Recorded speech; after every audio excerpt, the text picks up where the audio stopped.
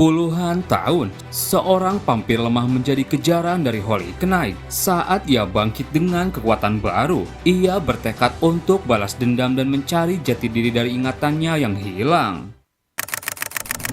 Video ini merupakan kelanjutan cerita dari part sebelumnya.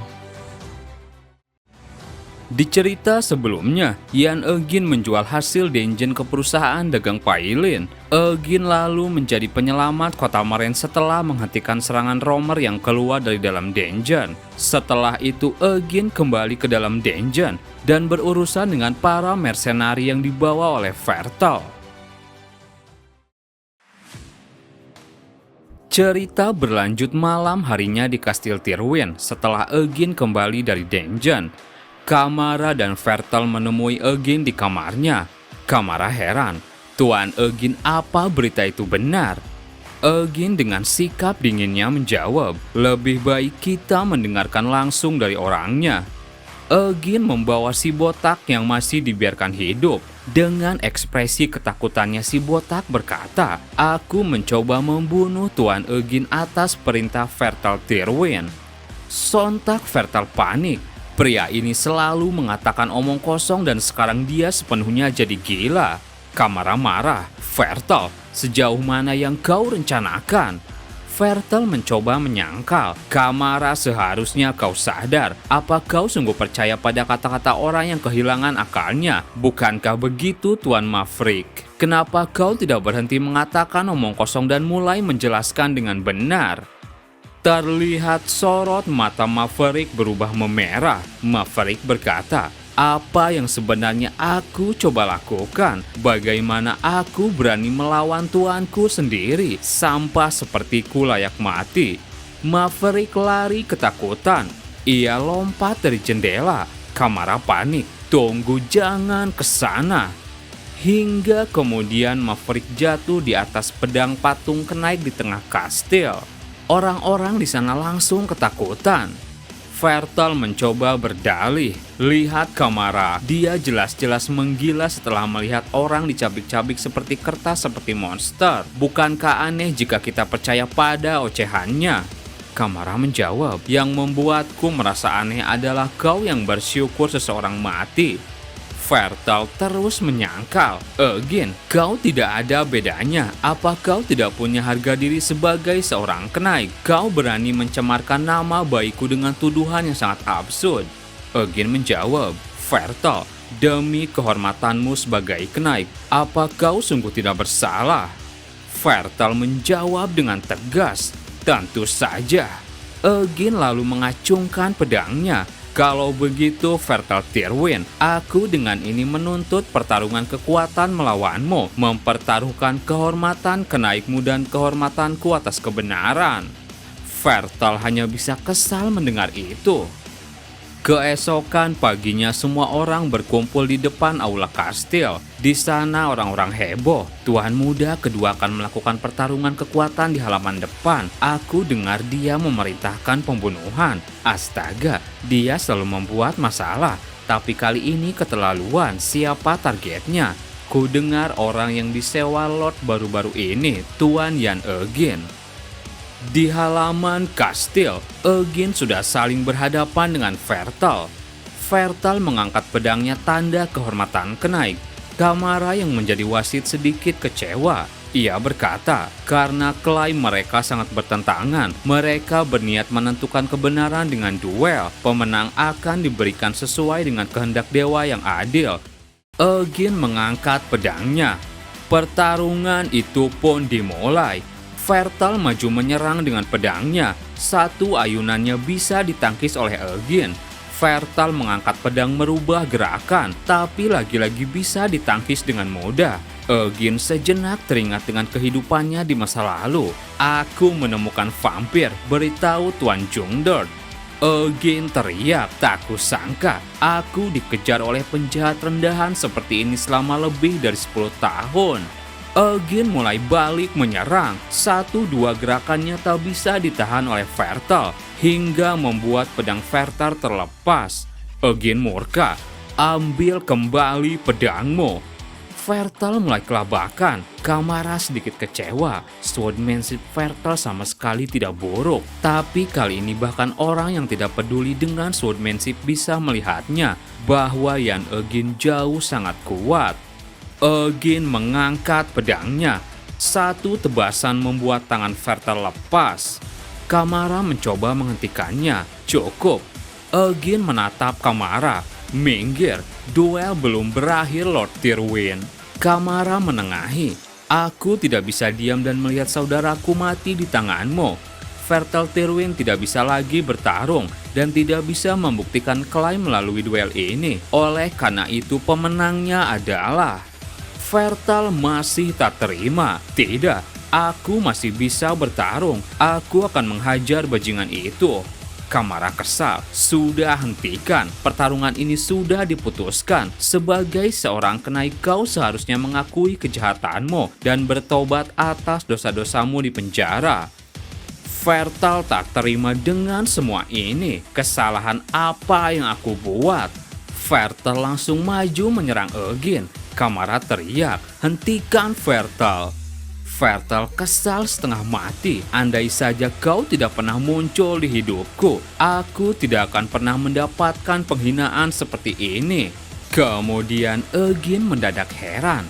Apa ini? Kenapa tubuhku tidak mau bergerak? Armorku. Egin yang mencoba untuk bergerak pada akhirnya melayangkan satu tebasan yang memisahkan kepala Vertel. Kamara hanya bisa tercengang melihat itu. Egin berkata, seharusnya kau memanfaatkan kesempatan yang diberikan oleh saudaramu Vertel Tyrwin. Semua yang menyaksikan itu hanya bisa terdiam kecewa. Setelah itu Egin dan yang lainnya pergi meninggalkan Kamara yang bersedih.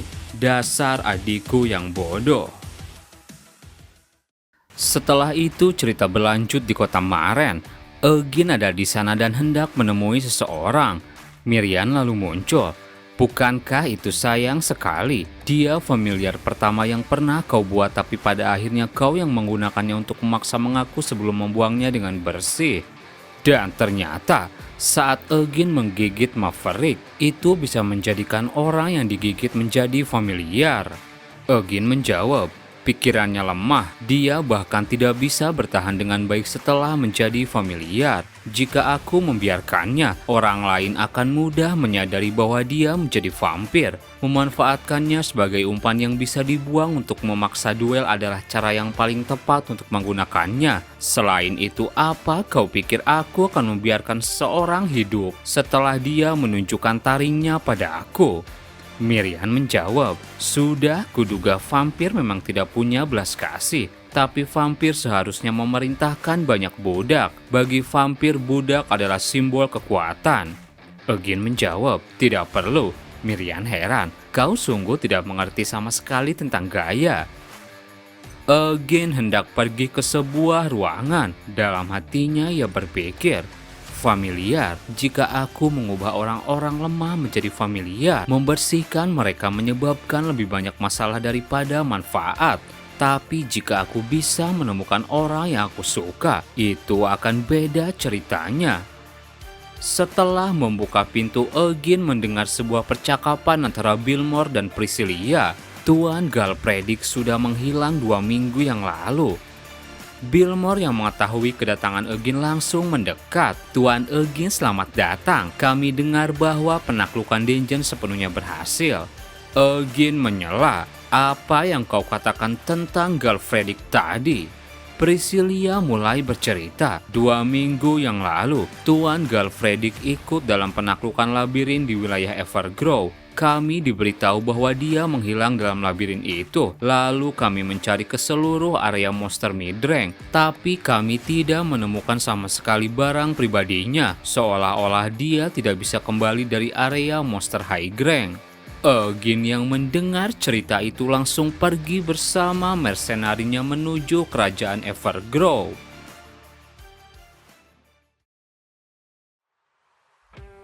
Beberapa waktu kemudian Egin sampai di kerajaan Evergrove. Ia langsung disambut anggota kerajaan. Selamat datang Tuan Eugene, aku sudah dengar banyak tentangmu. Kau jauh lebih muda dan tampan dari yang dikatakan rumor.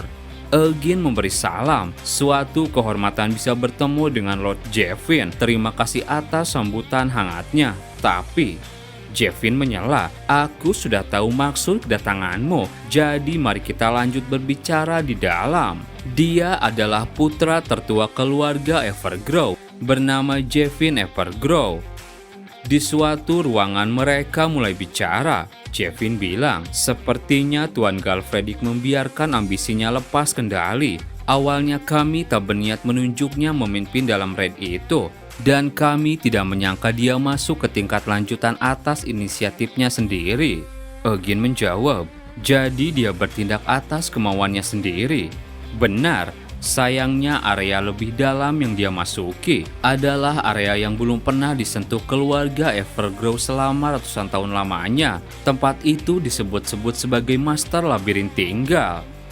Seseorang di samping mereka berdua berkata, Master Labirin tidak hanya tinggal di sana, tapi dia juga entitas yang menguasai seisi labirin.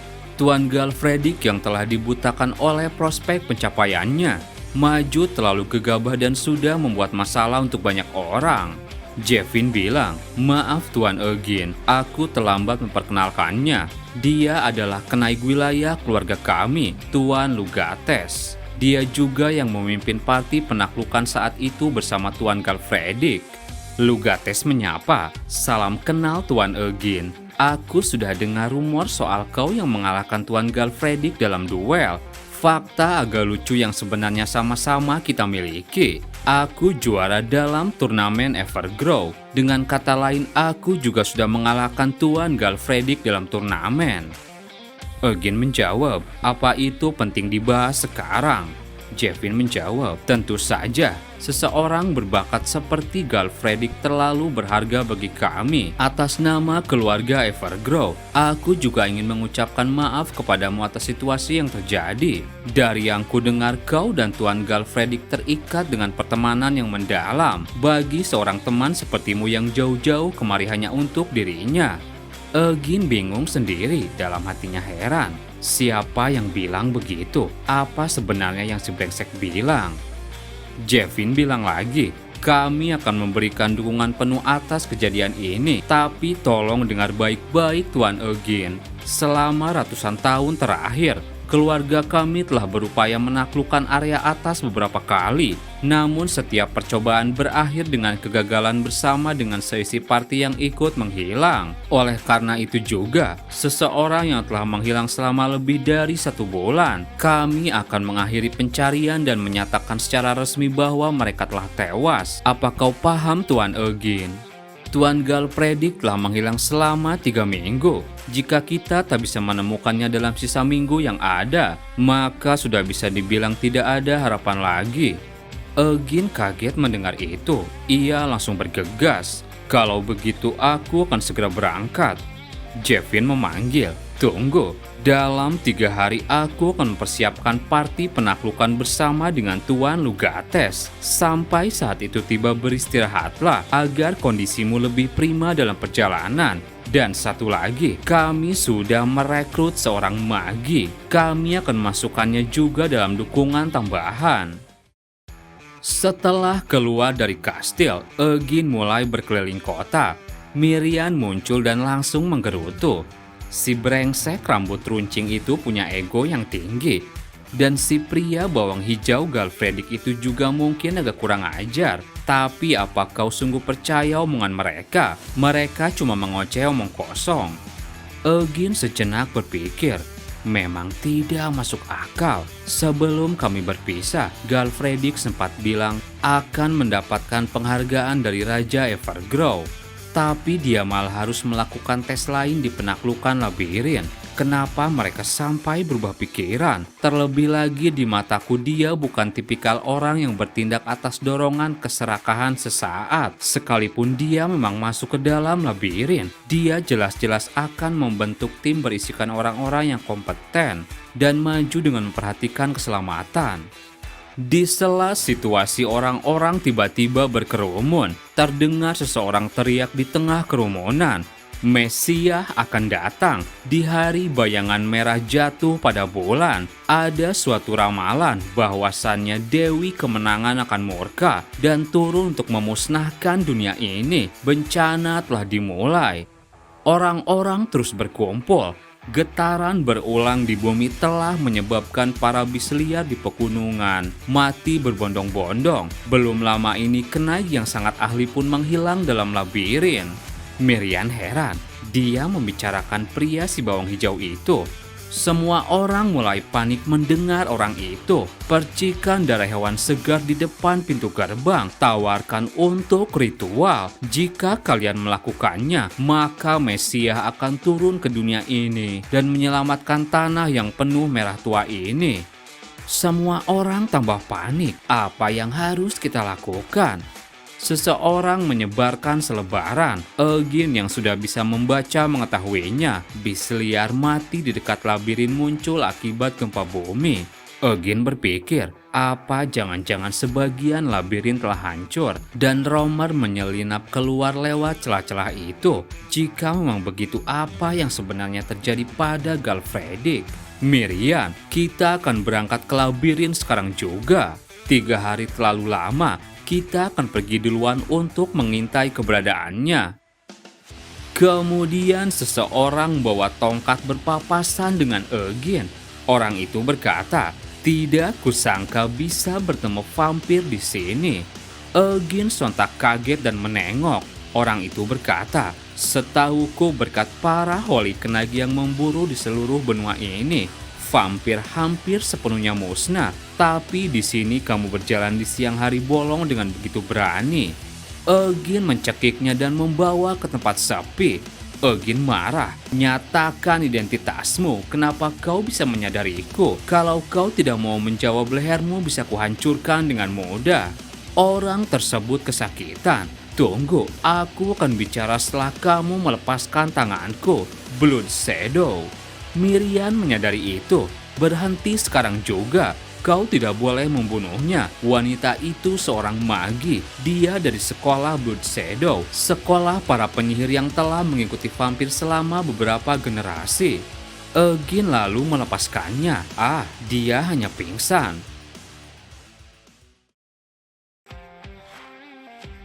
Setelah sadar, orang itu bilang, kenapa kamu menyerang tanpa aba-aba begitu? Paling tidak lepaskan dulu leher orang sebelum dia mulai menjawab. Eugene merasa bersalah. Maaf, Miriam kesal, padahal kau sendiri yang pertama bicara dengan nada penjahat. Orang itu mulai bercerita, izinkan aku memperkenalkan diriku. Aku Sirinoa Romari dari sekolah Blood Shadow yang melayani vampir sebagai pengikut. Karena afinitas sekolah kami juga bisa merasakan kehadiran vampir. Suatu kehormatan bisa bertemu dengan anggota ras kegelapan secara langsung. Malahan Tuan Muda Jevin memintaku untuk mencarimu, Tuan Eugene. Eugene heran, jadi ini magi yang disebutkan Jevin. Romari bilang, berdasarkan yang aku dengar darinya, kamu dan Tuan Galfredik memiliki pertemanan yang sangat mendalam, bukan? Eugene lagi-lagi kesal. Sebenarnya dia bicara apa? Saat bertemu akan kujahit mulut Galfredik. Romari kemudian bilang, sebenarnya aku juga ikut dalam party penaklukan di saat Tuan Galfredik menghilang. Eugene kaget. Bisa kau beritahu rincian yang terjadi waktu itu? Romari menjawab, tentu saja.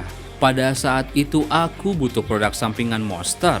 Karena itu aku mendaftar masuk ke parti penaklukan yang diumumkan kerajaan Evergrow. Labirin Evergrow terkenal karena tingkat kesulitannya dan telah ditemukan 100 tahun yang lalu. Setiap area selain area bagian atas telah diselesaikan secara bersih. Karena itu kami semua bisa bergerak dengan santai dan tentu saja bukan berarti tidak ada korban jiwa.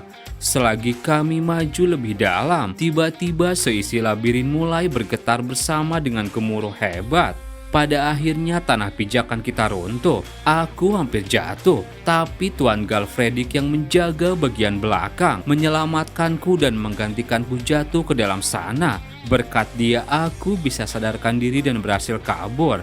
Kemudian selain aku, yang lain percaya kalau gempa bumi itu terjadi karena Tuan Galfredik membuka pintu menuju area yang lebih tinggi. Tapi nyatanya itu semua tidak benar. Aku perlu memberitahu ini padamu karena kau merupakan teman dekatnya. Itu sebabnya aku mencarimu. Tapi aku tak menyangka ternyata kau seorang vampir. Mendengar semua itu, Eugene dalam hatinya berpikir, sudah kuduga tidak sesuai dengan yang diceritakan Jevin. Dia berbohong pada aku, atau ada seseorang yang merubah ceritanya di tengah-tengah.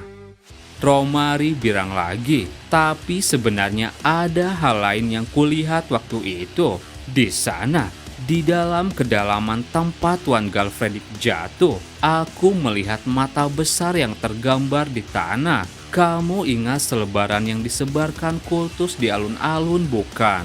Ada gambar di selebaran itu yang terlihat persis dengan yang kulihat di dalam dungeon labirin itu.